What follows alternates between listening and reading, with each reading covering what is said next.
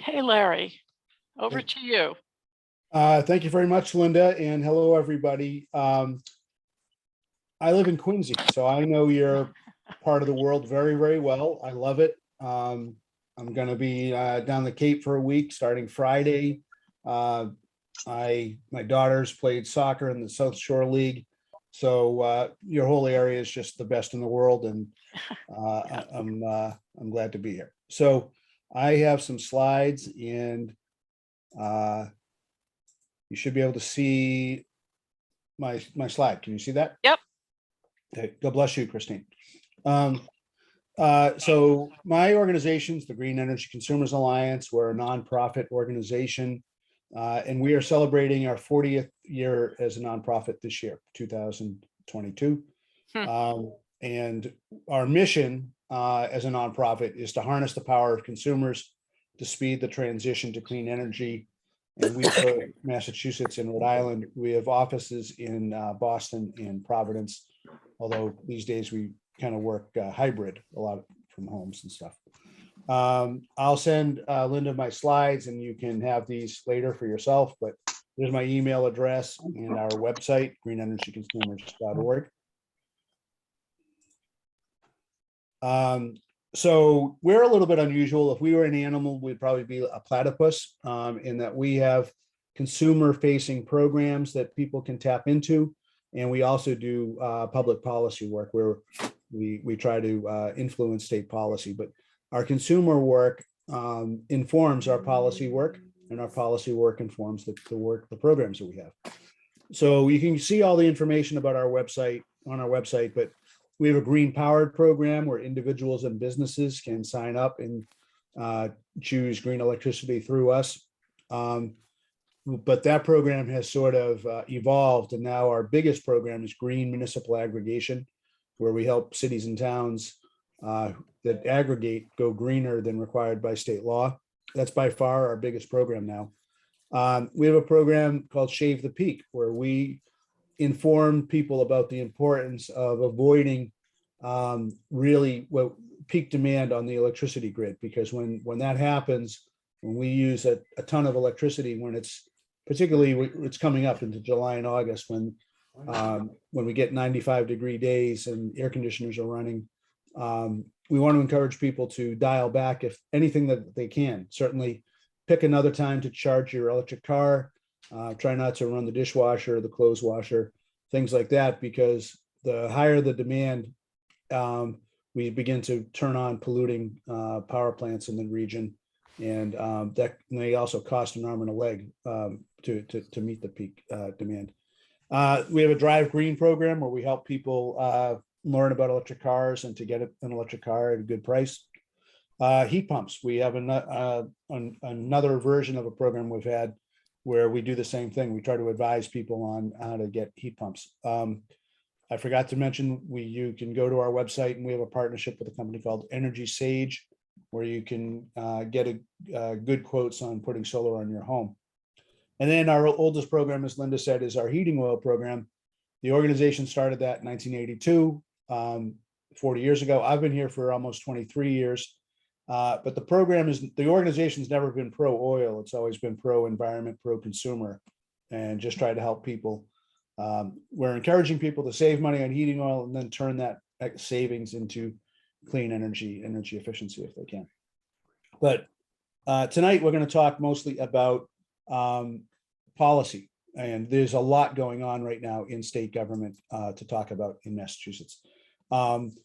Just a reminder, in 2021, the bill called the Roadmap Bill for Climate said that we need to reduce greenhouse gas emissions 50% by 2030, and to go from, we're approximately at 25% at 2020, and so we need to reduce emissions 2.5% per year to reach the 50%, and that is by far, that's a lot more than we've ever done per year.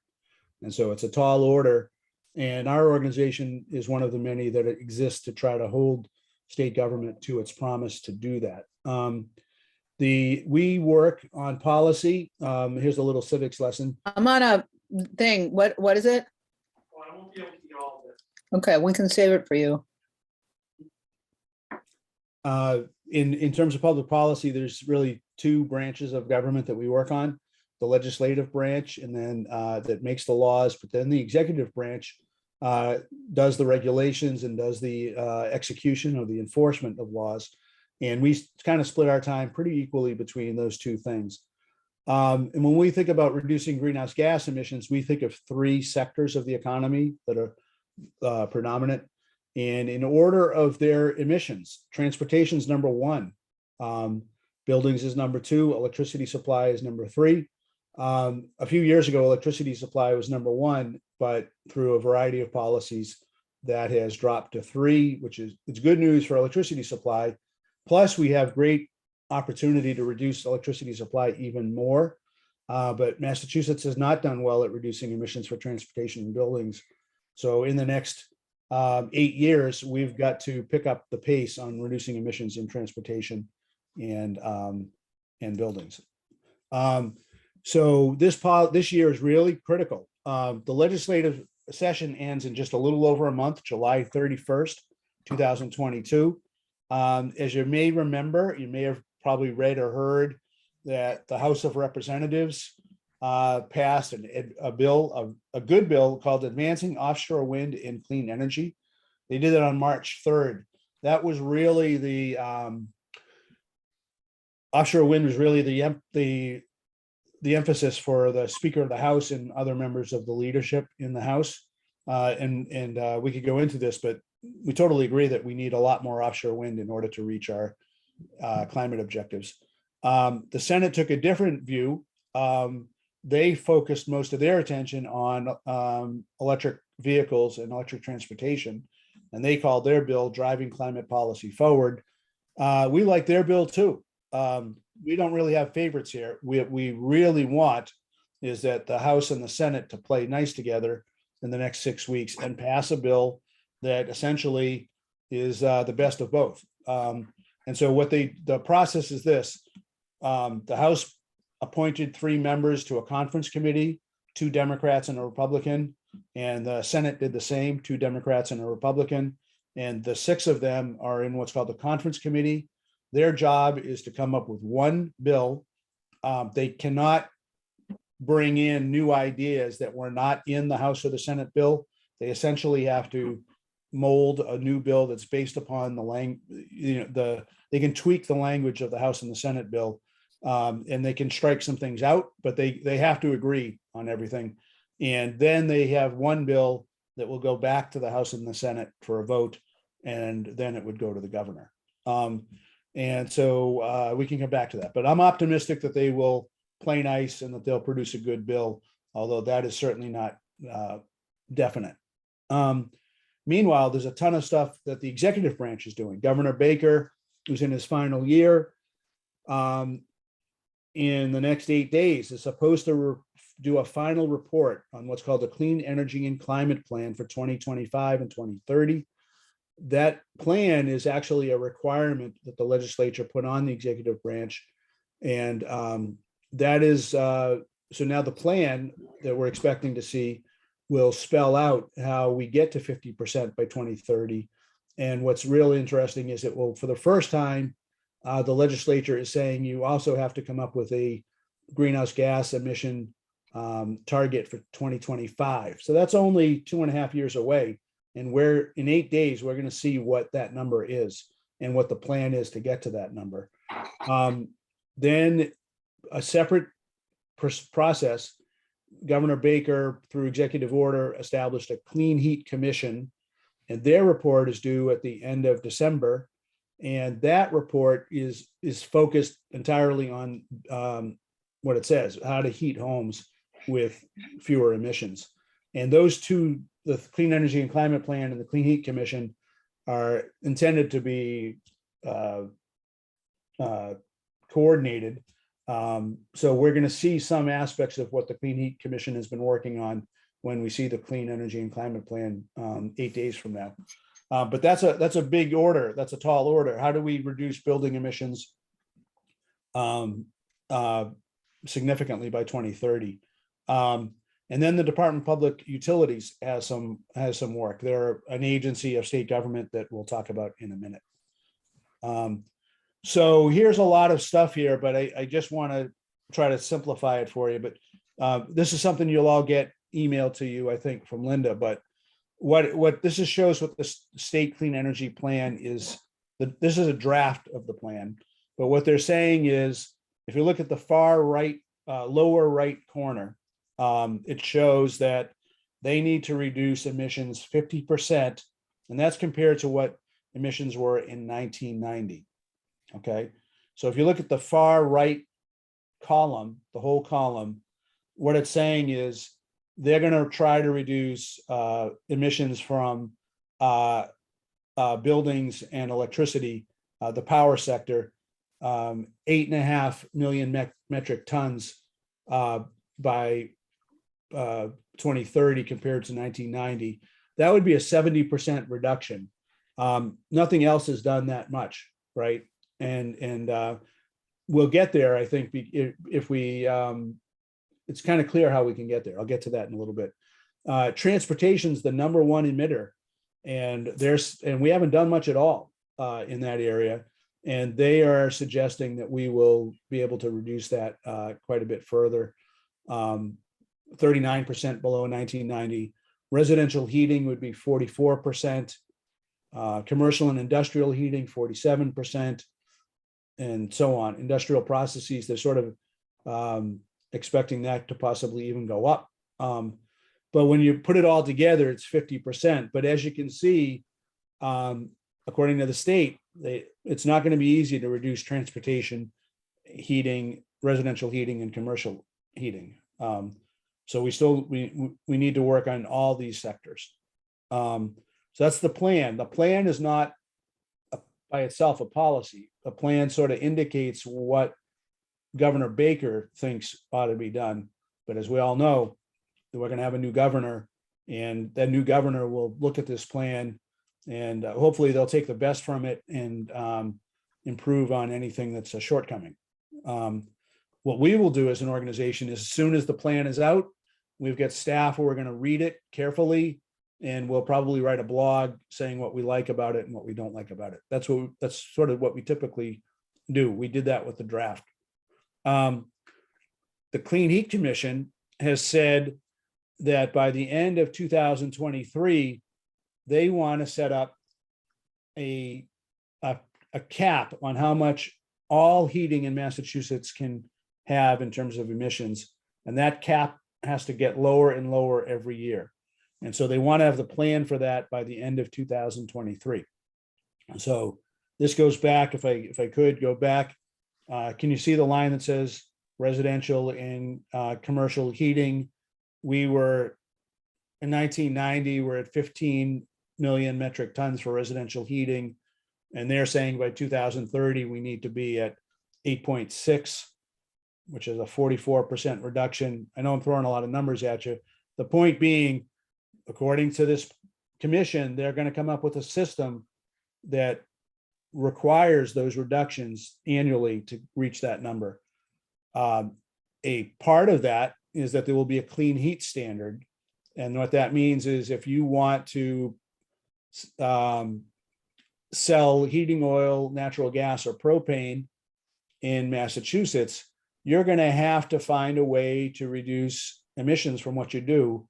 And this is only what we're surmising, but we have to wait for the final report. But I think what they're going to say is that if you're in the heating industry, you can earn points, if you will, to meet the standard by helping somebody install a heat pump, or you can earn points by using biodiesel, which is made from either soybean oil or from waste vegetable oil, or animal fats that comes from a restaurant.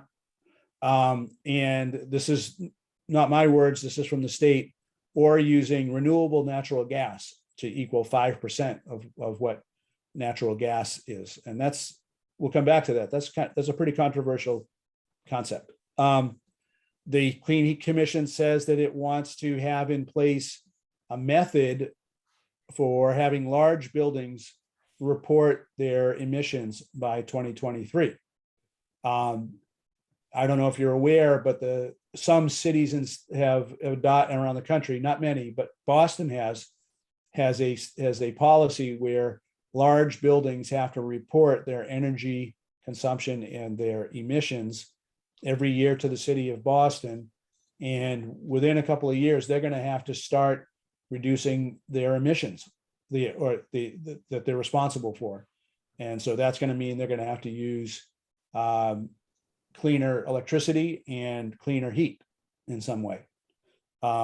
So this Clean Heat Commission's kind of taking a baby step, which is they're not talking about a standard that requires anything, but they're talking about setting up building performance reporting. The next one, which is really big, is by 2024, there needs to be a long-term utility infrastructure plan. Other people call it the future of the gas utility. If we're going to get to 50% greenhouse gas reduction by 2030 or net zero by 2050, we have to start burning like pretty close to zero heating oil and natural gas and propane, right? So what does that mean for gas utilities? Do they go out of business? What does it mean for the last few people who have natural gas? Are they going to have to pay to maintain the entire system of pipes? That has a lot of concerns about equity. If I get off natural gas today, am I going to have to pay for the gas system 20 years from now? So these are value decisions we all have to make. And, how much do we owe the gas utility? Do we owe them an existence or not? These are the things that the Clean Heat Commission they're not going to come up with the answer by December. They're telling us that this has to happen in the future. Meanwhile, while all that discussion or navel gazing is happening, the Mass Save program that you probably are familiar with, they have plans to install about 100,000 heat pumps from 2022 to 2024. And that's a huge increase over what they've done as recently as 2020 and 21. And so that's sort of a stepping stone towards much more installation of heat pumps. I'll be brief here, but there are two major, what they're called dockets. They're processes at the Department of Public Utilities, where the Department of Public Utilities told the utilities of Eversource, National Grid, and Unitil, these are investor-owned utilities that serve various parts of Massachusetts. And I think some of you here tonight would be customers of Eversource, some would be customers of National Grid, and some of you might be customers of municipal utilities, but this is about Eversource, National Grid, and Unitil. So one's docket has to do with electric vehicles, and the DPU asked the utilities to come in with plans for how they can help increase EV adoption. And most of the proposals that the utilities have had are about building more public charging stations. The kinds that you might see on a rest area on Route 3 as I go down to Cape Cod, might be on Route 6 or 6A, or it could be at a shopping center, it could be at a restaurant, it could be at a number of places throughout Massachusetts where someone who's doing a road trip could find a way to get a charge. It could be public, so in case someone can't charge at home, they could charge in a public location. They're also encouraging charging stations at workplaces. Studies have shown that if there's charging where you work, you're like 10 times more likely to get an electric car than if your workplace does not have charging. And they are trying to encourage charging at apartment buildings, giving incentives to owners of apartment buildings and condos to build charging stations. The other docket has to do with what's called grid modernization, and that is all about getting in place. The physical work would be a new kind of meter. We typically call it a smart meter, or advanced metering infrastructure. And so that meter would do a number of things, but one thing it would do is it would tell the utility how much electricity we're using every 15 minutes. Right now, the utility only pays attention to what we use in a whole month. And so right now, according to my electricity bill, National Grid doesn't care whether I use electricity at 2 p.m. or 2 a.m. And in reality, it costs the utility a lot more to meet demand during the workday than it does usually at night, for example. It costs more during the work week than it does on the weekend.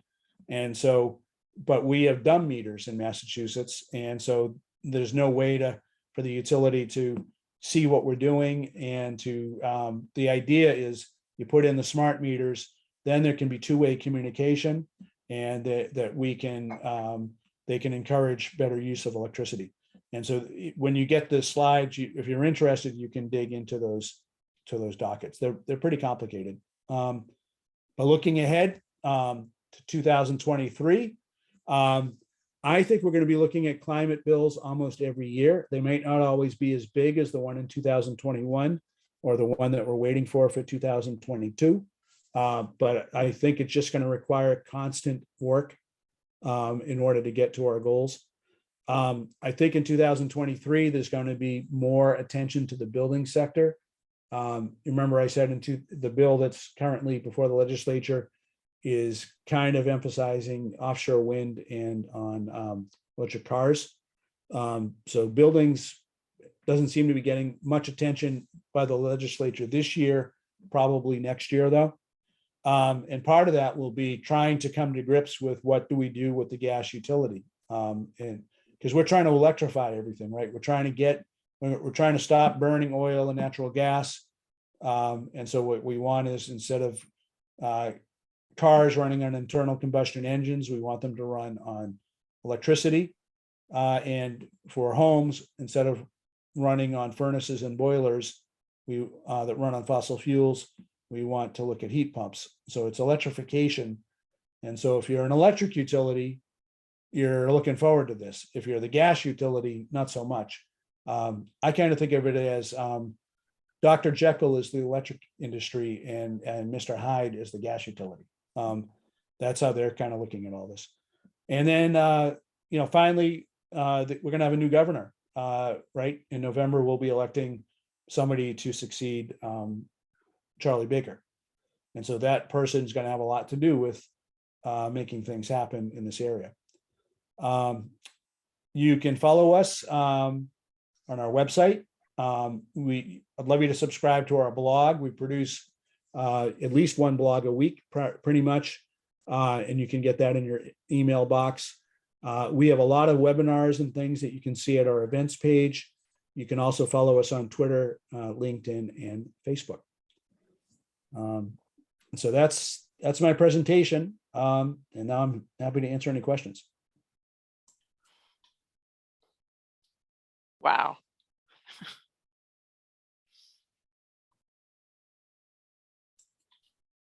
Linda, I have a question. Go ahead, Millie. Could you talk a little bit more about that renewable natural gas? Yeah. What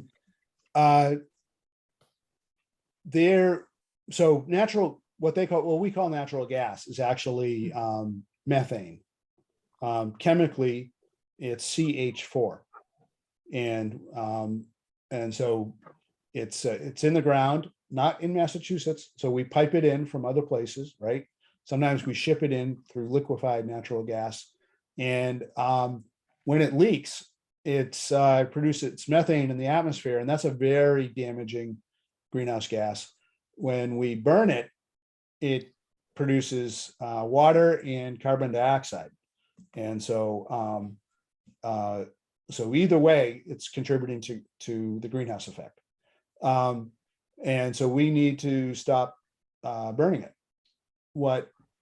There's another way to get gas that can serve our needs, and that would be primarily it's various forms of anaerobic digestion, cow power. It could be, it could also be sewer, water and sewage facilities produce biogas. Landfill gas is a big one, right? All those things are lovely. We love to capture that, and rather than letting the methane go into the atmosphere, we like to make, so there's a lot of experience, and we get a fair amount of electricity in New England from biogas, and that's okay. I think that's the best use of that biogas, is to turn it into electricity. Because when you do turn it into, if you're going to generate electricity with it, you change the methane to carbon dioxide, and even though it's carbon dioxide, you've destroyed the methane. There's some benefit to that. But we in our organization, we believe two things relevant to renewable gas. One is, it's rather than putting it into the pipe, we should burn it so we can create electricity onto the grid. The second point is, we're not convinced that there's that much of it to really make a difference. And that the reason the utilities are talking about it as a great solution is because it's good for their business, because it's a product that they can run through the pipe. And we think that they're probably double counting. I mean, if we did take all that renewable natural gas and put it into the pipes, then we wouldn't be able to make the electricity with it. So there'd be some, so I don't think we're gaining that much. It's not as if renewable natural gas is going unused. If you dig into the plans of National Grid and Eversource, they're talking about having Massachusetts end up in the future getting a lot of its renewable natural gas from like New York. And like what I want to find out, like, I think New York probably needs that resource themselves. And so we just think it's not a good, sensible idea to be using that as justification for maintaining the pipelines by themselves. So, but you're going to keep hearing more about it. The utilities are adamant that they think it's a wonderful idea, where it's never really been done at a big scale. They're talking about doing a lot of it. I see a question in the chat. Please talk about pending changes to mass building code and related actions and decisions that towns and cities need to make. Yeah. And I also want, there's another one in the chat I want to get to. So yeah, one of the things that we're waiting for is the finalization of the stretch code. There is the governor has proposed some changes to improve, to make more stringent what's called the stretch code, which is done by at a local level. And it's called stretch because it's taking the state building code and then adding to it, making it requiring more efficiency and lower energy consumption and greater lower emissions. And we think that the governor could have gone further with that than he did. And we hope to have that be revisited with the next administration. And then there's the question of how should cities and towns be able to ban gas hookups, for example. And the Senate bill, I believe, would expand the number, would set a number, I forget if it's 10 or 20 communities. 10. Thank you very much. That would be able to, and sort of an experiment, is like, see if 10 communities really want to do it, they can get in, and then we'll sort of monitor that. It'd be like a pilot program of what happens when we ban gas hookups. And I think you're going to see a lot of cities and towns want to get approval from the state to do that. So I think we're going to see that. And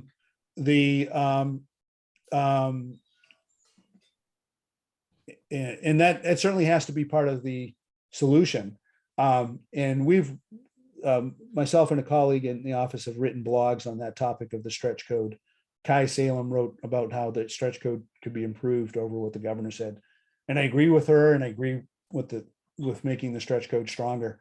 But I also want to point out, new buildings are going to be important for the rest of our lives. And in order to get to net zero by 2050, you've got to start dealing with new buildings. But in order to even achieve our 2030 goal, we need to deal with existing buildings. And what my theory of this is, if we don't hold the state accountable for getting to the 2030 goal, we're just not going to hit the 2040 goal or the 2050 goal. So we got to take every milestone seriously. So let's go. I just want to hit How about is it okay? EV public charging. Yeah. How are we coming with public EV charging stations? What is forecast? That is what those dockets were at the Department of Public Utilities. It's about giving the utilities, essentially, this is what the state's doing. They're giving the utilities approval to charge us all a little bit more on our electricity bill to start. What they will then do is offer customers, business customers, usually, maybe cities and towns, to some rebates to build public charging stations, so that the utility will help underwrite the cost of the charging station. And there will be a lot more built as a result of the docket that's going through right now.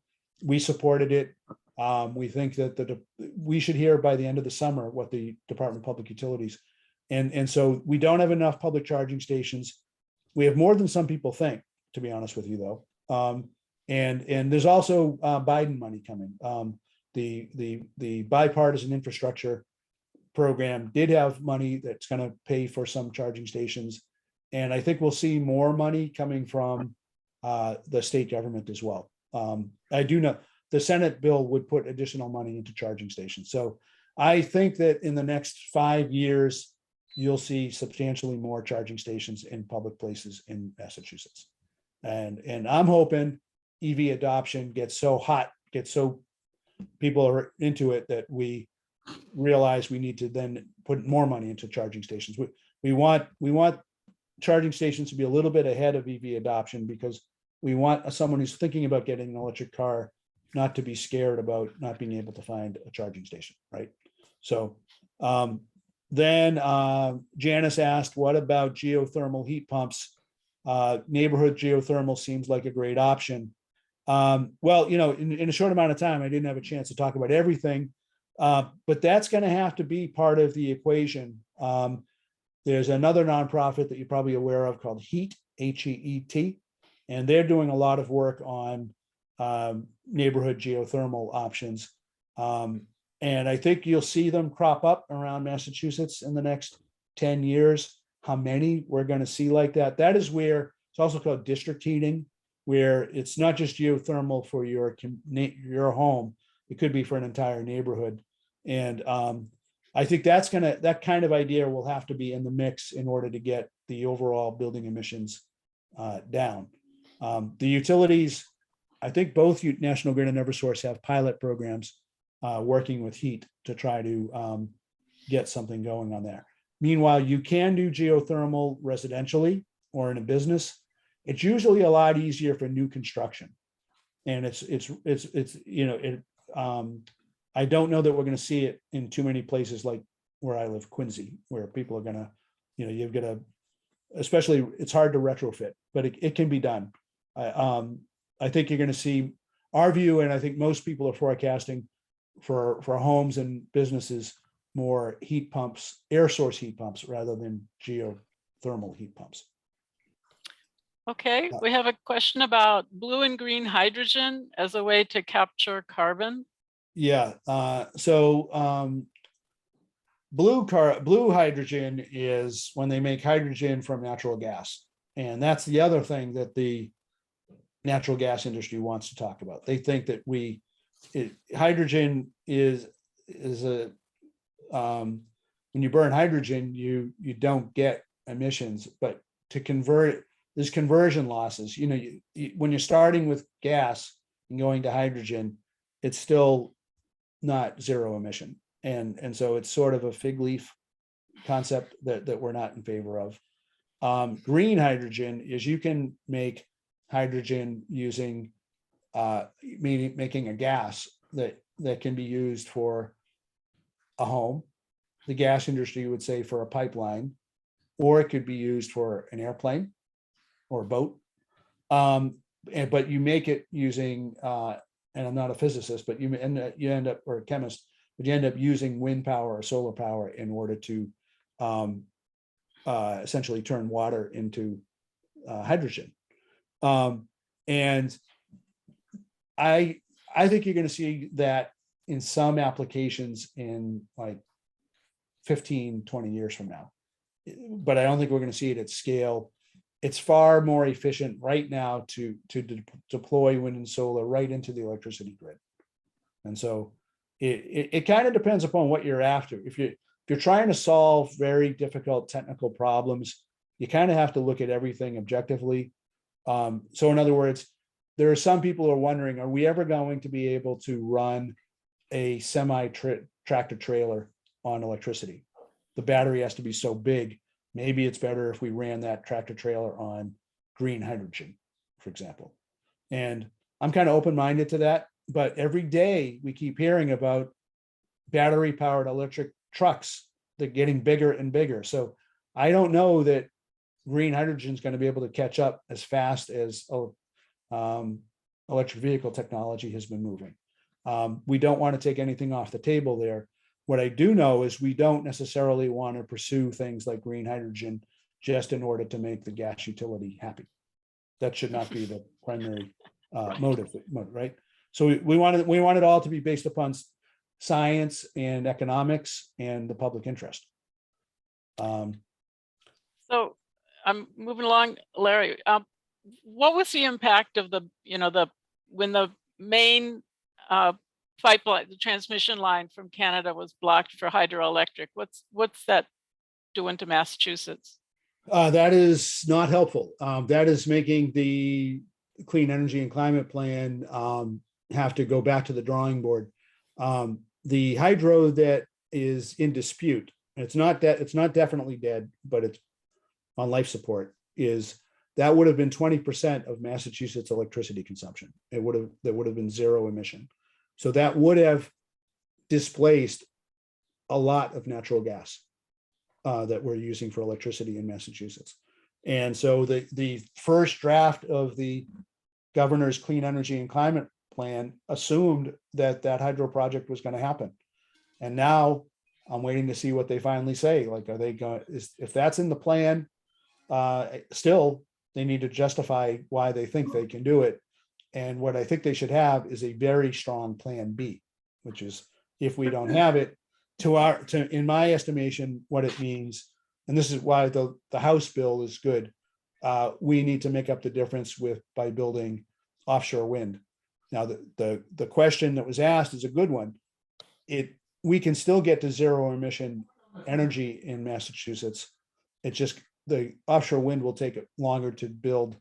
We won't get it by the hydro project could have been up and running by 2023 or 24. And we can't get more offshore wind in by that fast. That's the problem.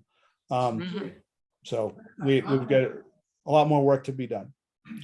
So next question is about building integrated PV solar. Has that been discussed? I think solar has a strong place in Massachusetts energy policy. It's whether it's building integrated or not. I think we're going to just see a lot more solar. We really can't get to our greenhouse gas reduction goals without it. People love to see solar is very popular. Every poll shows it at the top of people's preferred energy sources, with wind a little bit below that. And in particular, I think there's a lot of concern, right, of not putting solar on undeveloped land if we can avoid that. And so we need to be looking to the built environment. Yeah, we use it. Yeah. So could somebody mute your sound? Go ahead, Larry. Sorry. And Christine saying Massachusetts ranks as one of the states with the most charging stations. In California is number one. Massachusetts does have per capita or whatever more charging stations than most people think. so we have a Drive Green program about electric cars, and this is what I always say. We've done surveys. People who have an electric car, you ask them, is charging your car easier or more difficult than you thought when you bought it? Something like 90% of people say it's easier than they thought. It may not be perfectly easy. They'll be honest with you and tell you there should be more charging stations, but it's still been easier than they think. So what I always say is there's more charging stations out there than you can be aware of, might be aware of. And obviously, if you don't have an electric car, once you have an electric car, you begin to see them everywhere. You begin to become sensitized to that.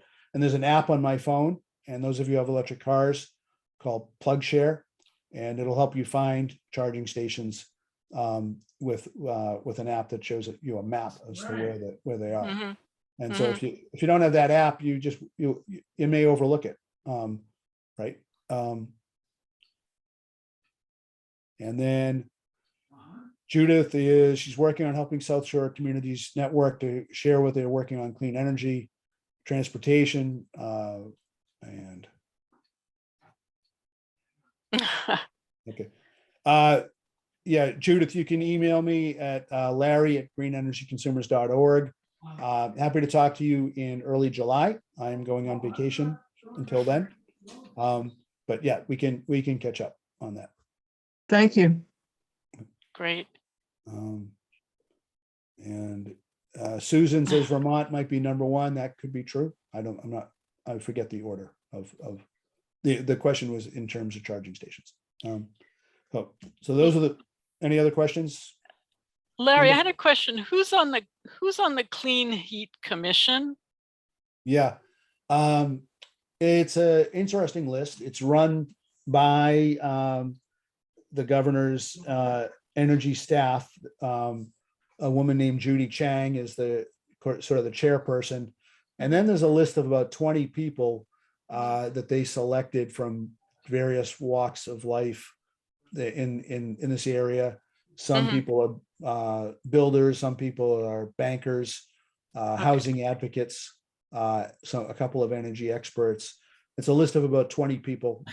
I see. And they are asked to not go public with their discussions. The lawyers looked at this and said that it's not open, it's not subject to the open meeting law, the way they organized it. And I will tell you this, I have a couple of friends who are on it, and they're working hard, I know, but they can't tell me everything that they're doing. It's meant to be, they're using some part of law that allows, they're essentially advisors to the governor, which is why it's not like they cannot make, they're not going to make policy themselves. They're going to come up with a list of recommendations. And then when those recommendations, if they require a regulation, there would be a big public process. Or if they're calling for new legislation, there would be a big public process for that. I see. Yeah. So I think we can take one more question. I see a question about the DPU moving slowly to approve aggregation programs. Yeah. What can we do to get these great programs approved? So Faye and I live in Quincy, and we've been waiting for over a year for the Department of Public Utilities to approve the plan that Quincy submitted to become a municipal aggregation. And I personally think we're just going to need to have a new governor who appoints new people to run the Department of Public Utilities. But I'll give you a heads up. The Globe is running a story about municipal aggregation, and it might run tomorrow. And I think it's going to cover this question. So watch the Boston Globe in the next couple of days. All right. Well, that was terrific, Larry. Thank you so much. Absolutely. Thank you, And Linda. I will post this video after I've crammed it into YouTube, and I will make Larry's slides available, because I have a